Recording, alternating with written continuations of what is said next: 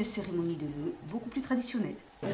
Je voudrais donc excuser, je vous l'ai dit tout à l'heure, à certaines personnes qui n'ont pas pu venir avec nous ce soir, notamment monsieur le sous-préfet qui était là l'an dernier, c'était une première, puisque les premiers vœux qu'on faisait, on a eu le sous-préfet, sauf que cette année, bon, voilà, il ne peut pas se démultiplier, ni se cloner, lui aussi, il en a un peu partout. Et donc il s'est excusé de ne pas avoir pu venir parce qu'il avait trouvé très sympa l'an dernier. Voilà. Monsieur le Président de Marenano Côte-Sud, ce soir il y avait 7 cérémonies de vœux, donc c'est très compliqué aussi pour aller un peu partout, c'est même impossible. Mais par contre, je voulais remercier encore la présence de nos amis des communes riveraines, des élus, qui sont derrière moi et dans la salle, et certains qui devaient nous rejoindre un peu plus tard, qui arrivaient donc des cérémonies de vœux ailleurs. Alors, à Saint-Martin-de-Hens, dans un éditorial récent, j'avais parlé de la taupe qui fait des galeries et des monticules et qui ne rebouche jamais ses trous. Je démarre sur un peu d'humour, comme vous pouvez le constater. Bon, chez nous, à Saint-Martin-de-Hens, d'habitude on dit chez nous ailleurs aussi, nous avons tout rebouché comme vous avez pu le constater. Alors bien sûr, c'est l'internet de voirie. C'est ce qui se voit le plus, finalement. C'est ce qu'on remarque de suite quand on arrive ici dans la commune.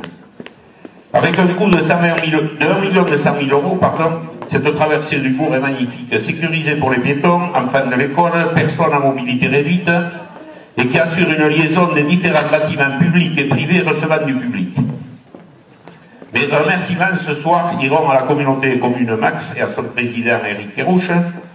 Jacques-Claude Sauvion, c'est le maire de Magès qui est vice-président chargé de cette voirie, et surtout M. William Cantel qui est présent parmi nous au fond de la salle.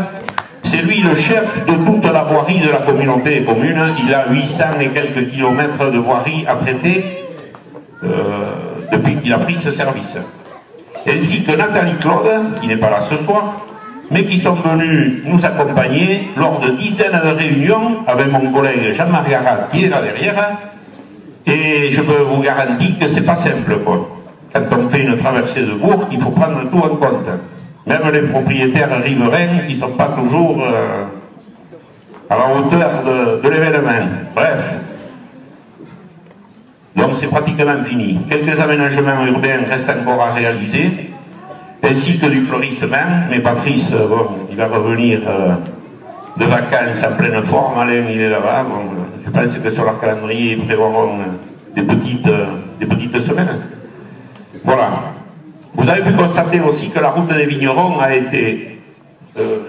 vu la création d'un parking de 70 places de stationnement à destination des fidèles de l'église, bien sûr les gens qui fréquentent le cimetière, et plus généralement à destination des habitants et visiteurs du centre-bourg. Je pense que c'est un gros ballon d'oxygène qu'on a réalisé sur cette route des vignerons, parce que jusqu'à maintenant, on avait des véhicules un peu partout, le long de la départementale, sur la place de l'église, il y en avait partout des véhicules. Ça a changé certaines choses.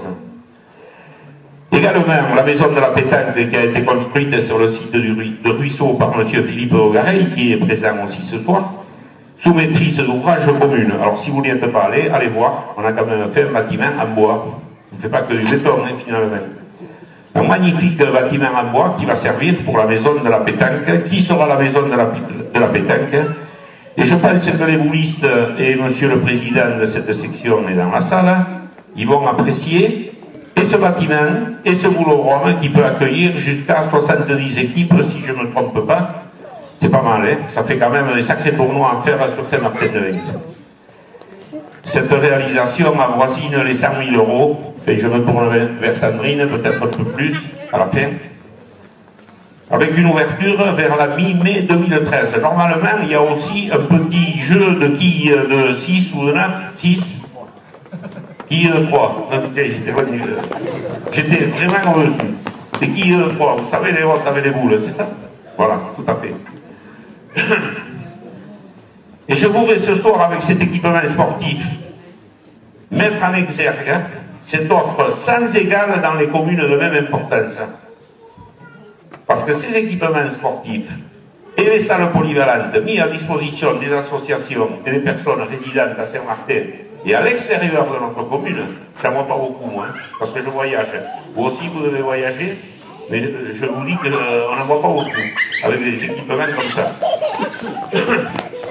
Un effort financier sans précédent des contribuables, c'est-à-dire vous et nous, a permis la réalisation de tout cela, et je le dis ce soir avec fermeté à certains.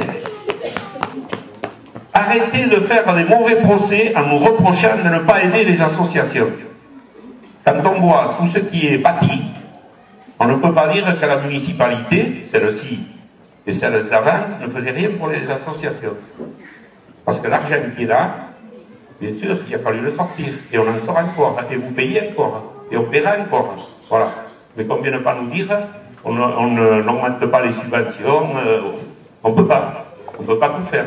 On ne peut pas créer et subventionner. C'est des choix. Voilà.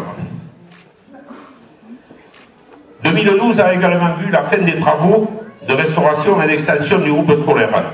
La halte garderie itinérante est opérationnelle depuis la rentrée de septembre. Initiée par Max et la Cave des Landes, 4 communes de la communauté en bénéficient à l'heure actuelle, dont Saint-Martin-de-Hens.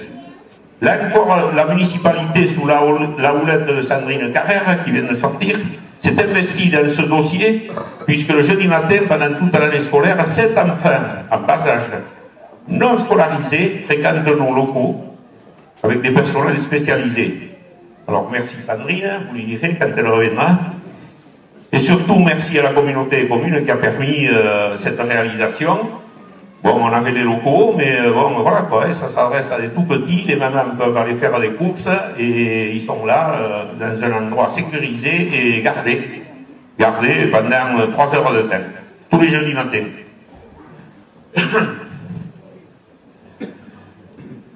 Nous avons également fait un bloc sanitaire flambant neuf à côté de la maison de la chasse et accessible à tous les utilisateurs du site de Ruisseau. C'est important parce que dans ce bloc, il y a quand même la moitié de celui-ci, il est à destination des personnes handicapées. Et c'est vrai qu'on les oublie.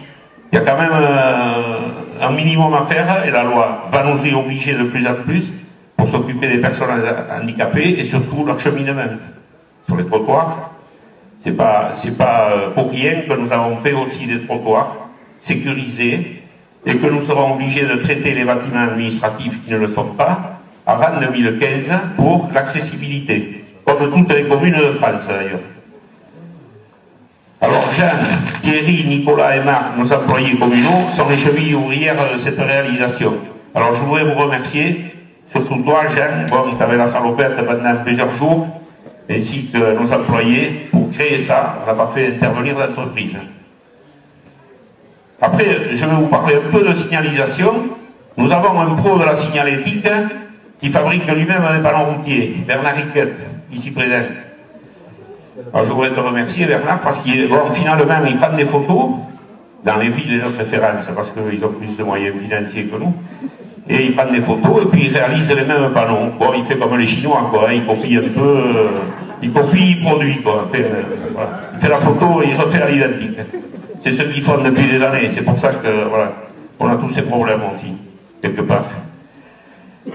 Et ainsi que Patrice Darac, bon, je le remets aussi à l'honneur avec toi, l'homme toute main qui avait le précieux concours d'Alain Pesquet, et les employés ont planté 600 rosiers dans le centre-bourg. 600 rosiers, vous voyez? Ça me fait des trous, ça, hein? 100 gamins, en plus. Enfin, je ne crois pas qu'ils les avaient. Et quelques dizaines d'arbres, et vous avez également créé de nouveaux espaces verts. Bien sûr, je ne vais pas oublier les autres collègues du conseil municipal, j'entends déjà derrière moi, il y en a et nous, et nous, et nous. Donc, je ne vous oublie pas parce que si vous ne vous impliquez pas sur la voirie et sur les espaces verts et sur les bâtiments publics, il y a quand même tout un tas de domaines où on vous voit, vous êtes obligé de vous impliquer, et je pense aussi à Marie-Danielle Camin, qui est je ne sais pas où, elle est peut-être partie, pour les dossiers sociaux et le CIAS, très important dans notre commune. À ces remerciements, je voudrais rajouter tout le personnel communal, qui à des degrés divers assure parfaitement le fonctionnement du service public, et notamment en termes de culture, de loisirs et de social, médiathèque, agence postale et portage repas. Pourquoi? parce que ce n'est pas une obligation. Nous ne sommes pas obligés de faire de la restauration scolaire, hein, je l'ai dit tout à l'heure. Hein. Nous ne sommes pas obligés de faire, d'avoir une médiathèque. Nous ne sommes pas obligés d'avoir une agence postale. Voilà. C'est un choix que les élus ont fait depuis des dizaines d'années pour certaines choses, plus récemment pour d'autres, mais ce n'est pas une obligation. Il y a des communes à côté de nous qui n'ont pas tous ces équipements. Ce ne sont pas des compétences obligatoires.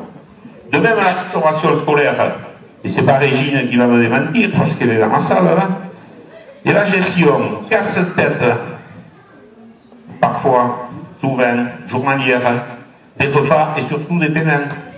Parce que finalement, la communauté des communes a mis en place des repas qui nous sont amenés ici, qui sont réchauffés et distribués, mais, comme on dit en Pacor, qu'est-ce qu'on va payer, hein? Et les gens, est-ce que vous croyez qu'ils vont tous payer à la communauté des communes ou payer par carte bancaire ou par chèque ou comme ça? Mais non, ils viennent quand même, comme avant, payer directement à la cantine et donc à Régine et à ses collègues. Voilà. Donc je les remercie parce que des fois, sûrement, il faut avoir de la patience. Et je voudrais enfin m'adresser à tous ces travailleurs de l'ombre, que j'appelle, qui participent au fonctionnement de notre collectivité à titre individuel ou associatif. Les bénévoles lors des manifestations diverses, et il y en a dans la salle là, beaucoup. Les membres extérieurs des commissions des impôts, il y en a dans la salle. Des listes électorales, des personnes qui viennent lors des dépouillements. C'est rien du tout à les pointer sur une feuille, hein. Mais comme il y a beaucoup d'élections, finalement c'est souvent qu'on se fait embaucher quoi, hein, dans toutes les communes. Je voudrais les remercier, tous ces bénévoles, parce que c'est vrai qu'ils prennent part au fonctionnement de cette collectivité. Et merci au nom de Saint-Martin pour votre implication désintéressée là aussi. Certains reprochent aux élus leurs indemnités de fonction. Moi je l'ai entendu, on me l'a déjà dit. Lorsque ces personnes auront un jour à assumer financièrement le coût annuel de centaines d'appels téléphoniques avec leur propre appareil, dépenser des milliers de litres de carburant, assister approximativement à 250 réunions et rendez-vous par an, représentant des milliers d'heures, je pense qu'ils comprendront que tout n'est pas toujours rose, sans jeu de mots politique bien sûr, dans la peau d'un élu. Et surtout pas la sensation d'être au club méditerranéen. Il y en a qui s'imaginent que c'est pas du tout ça. Voilà. En conclusion, la communauté de communes Max, ça n'a rien à voir avec tout ce que je viens de vous dire. Hein. Après, il y a quelques jours, la prise de compétences transport en commun pour desservir un jour tout notre territoire et les agglomérations voisines, Grand Axe et BAB. C'est une bonne chose. Hein. Qu'on ait des bus un jour, je ne sais pas quand, hein, je ne vais pas vous dire dans un avenir proche, mais ça va venir. Nous passerons à Saint-Martin, on pourra le prendre pour aller soit vers Dax, soit vers Bayonne, soit vers la côte. Ça va venir, ça se fera. Tout ça pour enchaîner, ça me fait penser, là, ces déplacements comme ça, aux contribuables qui gagnent plus d'1 million d'euros par an. Et s'il y en a dans cette salle, c'est possible, hein, sachez qu'un nouveau mode de transport a vu le jour, là, ces derniers temps. Le déplacement en scooter, ou à dos d'éléphant, vers des contrées lointaines, certaines, d'autres un peu plus près. Alors je veux parler de la Belgique au hasard, comme ça, et la Suisse, la Russie. Il paraît que la pelouse est plus verte là-bas, le fisc plus clément, et les politiques plus conciliants. En attendant, je vous donne rendez-vous l'année prochaine, hein, en 2014, dans cette même salle. Nous y serons pour vous accueillir un petit peu plus nombreux peut-être que ce soir encore, que vous devez être dans les 100, allez, 120, 150 personnes, c'est bien. Un peu plus nombreux, pourquoi? Parce que nous avons reçu les chiffres de l'INSEE, nous sommes 1320 habitants officiellement. La réalité veut que nous soyons 1400 au moment où je vous parle. Voilà. Et je conclurai en vous disant à toutes et à tous, meilleurs vœux de santé, de bonheur, ainsi que beaucoup d'argent, hein, si vous pouvez. Bon, si vous arrivez à 1 million d'euros, on le saura, de toute façon, on sait tout à Saint-Martin, finalement. Alors, bonne année, bonne santé à tous et à vos proches surtout. Et je vous donne rendez-vous donc en 2014, mais avant aussi, on aura l'occasion de se revoir et d'avoir des pots et des buffets ensemble. Merci surtout de votre présence. Prenez soin de vous et à toi, allez chance.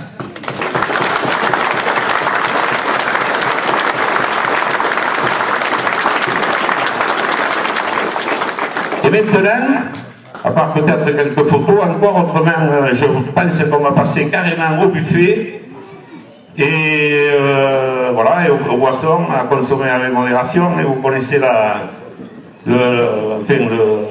l'objet de chaque fois de l'alcool. Ce verre de l'amitié dans une convivialité qui fait notre force et notre spécificité. Merci.